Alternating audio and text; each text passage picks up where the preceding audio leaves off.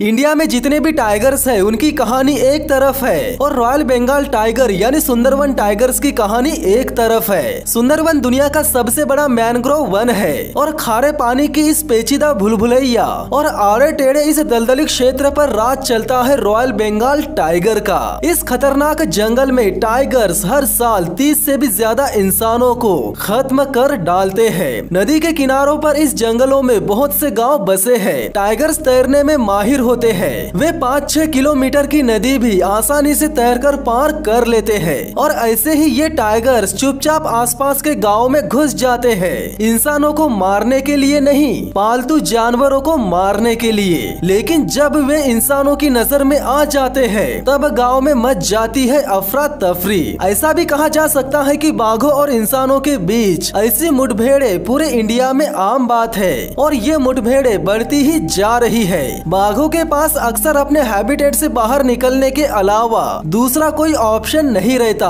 और ऐसे में ये टाइगर्स या तो मारते हैं या फिर मर जाते हैं। इस वीडियो में हम जानने वाले हैं कि सुंदरवन के टाइगर्स आदमखोर होने के बावजूद भी वे गांव में घुसकर इंसानों को क्यों नहीं मारते, वे इतने समझदार क्यों है और वन विभाग उन्हें गाँव में आने से रोकने के लिए क्या क्या इंतजाम कर रहे हैं, जानेंगे आज के इस वीडियो में। दोस्तों, आपने अभी तक फैक्ट लिमिटेड चैनल को सब्सक्राइब नहीं किया है तो चैनल को सब्सक्राइब करके बेल आइकन को दबा दीजिए। नमस्कार दोस्तों, मेरा नाम है विकी पाटिल और स्वागत है आपका फैक्ट लिमिटेड चैनल पर। जो टाइगर सुंदरवन जंगल से निकलकर गांव वाले एरिया में भटक जाते हैं, उन टाइगरों को गांव में आने से रोकने के लिए वन विभाग के स्टाफ को लगातार 15 साल तक काम करना पड़ा। पहले के मुकाबले आज बाघों के हमले में सुंदरवन के लोग बहुत कम मारे जा रहे हैं और इसका श्रेय जाता है राजीव नाशकर नाम के शख्स को। लगातार आ रहे इस बदलाव के पीछे का जो कारण है वो है फेंसिंग। राजीव ने बताया कि इन मुठभेड़ों को कम करने के सिलसिले में समझदारी से की गई फेंसिंग एक बहुत ही महत्वपूर्ण जरिया साबित हुई है। यहाँ आप देख सकते हो कि वन विभाग के लोग सुंदरवन जंगल के उस इलाके में फेंसिंग का काम कर रहे हैं जहाँ से टाइगर्स के गाँव में घुसने के चांसेस ज्यादा हो। ये वन अधिकारी अपनी जान पर खेल कर ये काम कर रहे हैं क्योंकि टाइगर्स के लिए ये बाढ़ कोई मायने नहीं रखता। टाइगर्स इस बाढ़ को आसानी से तोड़कर लोगों पर हमला करके उन्हें खत्म कर सकता है। नायलॉन की ये रस्सी का बाढ़ फिजिकली और साइकोलॉजिकल बैरियर है जो टाइगर को दूर ही रखता है और जो लोग सुंदरवन के जंगलों में केकड़े, मछली और शहद के लिए जाते हैं उन्हें भी ये बैरियर अलर्ट कर देता है। इस जंगल में करीब 10 लाख लोग रहते हैं और वे इस बैरियर की वजह से चैन की सांस ले सकते हैं। लोगों और बाघों की सुरक्षा की जिम्मेदारी में कहीं न कहीं रिजर्व के बगल में मौजूद एक समुदाय का भी बहुत बड़ा योगदान है। ये समुदाय वन अधिकारियों के काम में न केवल हाथ बटाते हैं बल्कि उन लोगों के खिलाफ भी आवाज उठाते हैं जो बिना पास या परमिशन के जंगल में घुस जाते हैं, जो कि गैर कानूनी है। सुंदरवन के जंगलों में गैर कानूनी ढंग से घुसने वाले लोग ये नहीं जानते कि उन पर कभी भी और कहीं पर भी बाघ का हमला हो सकता है। हालांकि ऐसे घुसपैठिए लोगों को रोकने की पूरी कोशिश की जाती है, इसके बावजूद भी लोगों के समझ में नहीं आता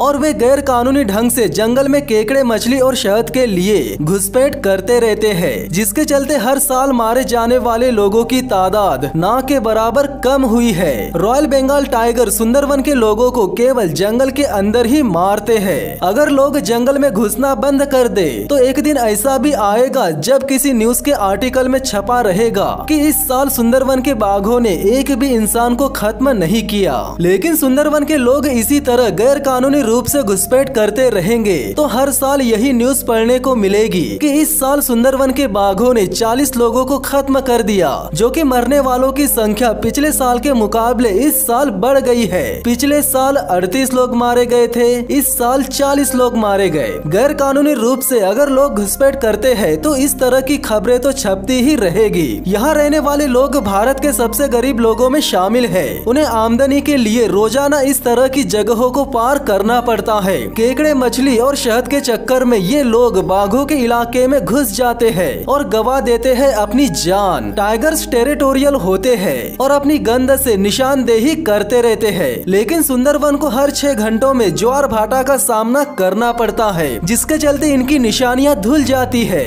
और इनके लिए अपने इलाके को बचाए रखना और भी मुश्किल हो जाता है। यानी सुंदरवन के जंगल जंगलों में हर 6 घंटे में पानी 10 से 15 फीट ऊपर नीचे होते रहता है। अब यहाँ होता ये है कि जब पानी कम हो जाता है तब टाइगर किसी पेड़ के तने पर पेशाब करके अपना इलाका मार्क कर लेता है। लेकिन कुछ घंटे बाद पानी का स्तर बढ़ जाता है और जिस पेड़ पर टाइगर ने पेशाब किया था वो पेड़ आधे से ज्यादा पानी में डूब जाता है, जिसके चलते टाइगर की गंध मिट जाती है और फिर आसपास के टाइगर्स इलाके को लेकर आपस में ही लड़ते रहते हैं। माना जाता है कि ये बाघ खारा पानी पीते हैं, जिससे इनका गुस्सा और ज्यादा बढ़ जाता है। टाइगर पहले से ही हाइपर एग्रेसिव रहते हैं और बार बार लड़ाई लड़ने से और खारा पानी पीते रहने से इन बाघों का दिमाग बाकी बाघों के मुकाबले ज्यादा खिसका हुआ रहता है। ऐसा कहा जाता है कि इन उबड़ खाबड़ और कीचड़ भरे रास्तों में शिकार को पकड़ना काफी मुश्किल होता है, इसीलिए बाघ इंसानों को आसान सा शिकार समझकर उन्हें मारते रहते हैं। लेकिन ये वास्तविकता नहीं है। मुझे ऐसा लगता है कि सुंदरवन के बाघ इंसानों को जंगल में इसीलिए मारते हैं क्योंकि वे इंसानों को अपने जंगल में बार बार देखते रहते हैं, कभी कीचड़ से भरे हुए,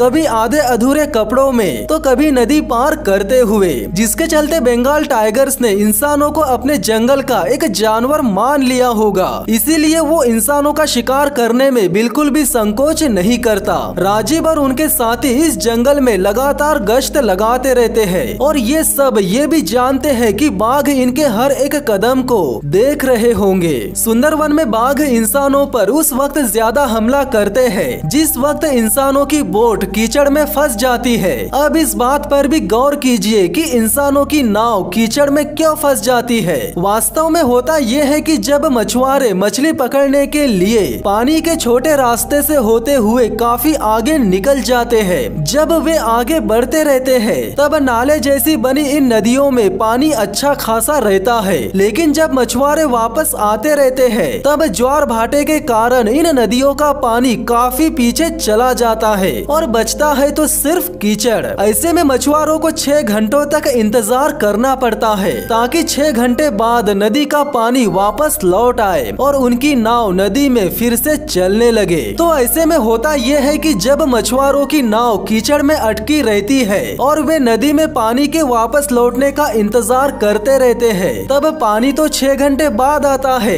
लेकिन पानी से पहले आ जाता है टाइगर। ऐसी ही घटना घटी थी संजय नाम के एक मछुआरे के साथ। संजय अपने 3 दोस्तों के साथ केकड़े और मछली पकड़ने गए थे जिन्हें एक बाघ ने पहले ही देख लिया था। उन्होंने केकड़े पकड़ने के लिए जाल बिछा लिया और ज्वार यानी पानी के लौटने का इंतजार करने लगे, लेकिन उन्हें ये नहीं पता था कि बाघ उन पर पहले से ही नजरें गड़ाए हुए बैठा था। जब संजय और उसके साथी जाल में फंसे केकड़ों को लेने गए तब बाघ ने इन चारों पर हमला कर दिया। इस हमले में बाघ ने संजय के एक साथी को जान से मार डाला था और बाकी तीनों को घायल कर दिया था। संजय बताते हैं कि जब उस बाघ ने हमला किया और जिस तरह वो कीचड़ से आगे बढ़ रहा था तो उस बाघ के बढ़ने की रफ्तार इतनी ज्यादा थी मानो राइफल से कोई गोली निकली हो। संजय और उसके साथी को उस बाघ ने जरा सा भी संभलने का मौका नहीं दिया। जब तक सुंदरवन के लोगों को कमाई का कोई दूसरा जरिया नहीं मिल जाता तब तक जिंदगी और मौत का ये खूनी खेल यूं ही चलता रहेगा। अगर इंसान का मांस खा लेने से कोई बाघ आदमखोर बन जाता है तो क्या सुंदरवन के सारे बाघ आदमखोर कहे जाने चाहिए? सुंदरवन के सारे बाघ आदमखोर है या नहीं, इसका जवाब फिल्म डायरेक्टर निरंजन मलिक ने दिया। वे बताते हैं कि ये बाघ आदमखोर ही है, ये इंसानों को देखते ही उन्हें मारकर खा जाते हैं। सुंदरवन में 2014 तक बाघों का भटक जाना या किसी के घर में घुस जाना बहुत ही आम बात थी। निरंजन मलिक ने एक चौंका देने वाली घटना अपनी आंखों से देखी। उन्होंने देखा कि एक बाघ गांव के किसी घर में घुस गया जहां मच्छरदानी में 2 बकरियां रखी थी। बाघ ने दोनों बकरियों को मार डाला और एक बकरी को अपने साथ लेकर चला गया। लेकिन यहाँ सबसे हैरान करने वाली बात ये थी कि जहाँ बकरियां रखी थी वहाँ घर का एक बुजुर्ग भी सो रहा था जिसने मच्छरदानी भी नहीं लगा रखी थी। इसके बावजूद भी बाघ ने उस बुजुर्ग को देखा तक नहीं, उसने सिर्फ बकरियों को खत्म किया और एक बकरी को अपने साथ लेकर चला गया। तो यहाँ सवाल ये है कि उस बाघ ने बुजुर्ग पर हमला क्यों नहीं किया? पिछले 25 साल में बाघ इसी तरह 100 से भी ज्यादा बार भटक चुके हैं और ऐसे ही 100 मामलों में बाघ ने सिर्फ एक ही बच्ची को मार रहा था। तो बाघों की इन हरकतों को देखकर हर कोई यही कहता है कि सुंदरवन के टाइगर्स इंसानों को केवल जंगल में ही मारकर खाना पसंद करते हैं, क्योंकि जंगल में चलने फिरने वाली हर एक चीज उसे अपना शिकार लगती है। तो दोस्तों ऐसी कई घटनाएं सुंदरवन के जंगलों में और उसके आसपास के गाँव में घटी है, जो ये बताती है कि रॉयल बंगाल टाइगर आदमखोर होने के बावजूद भी वो गाँव में घुसकर इंसानों को नुकसान नहीं पहुंचाता। वो तो इंसान है जो उसके इलाके में बार बार जाते हैं, इसीलिए वो इंसानों को मारकर खा जाते हैं। तो दोस्तों आज के लिए बस इतना ही, मिलते हैं बहुत ही जल्द नेक्स्ट वीडियो में, तब तक के लिए धन्यवाद।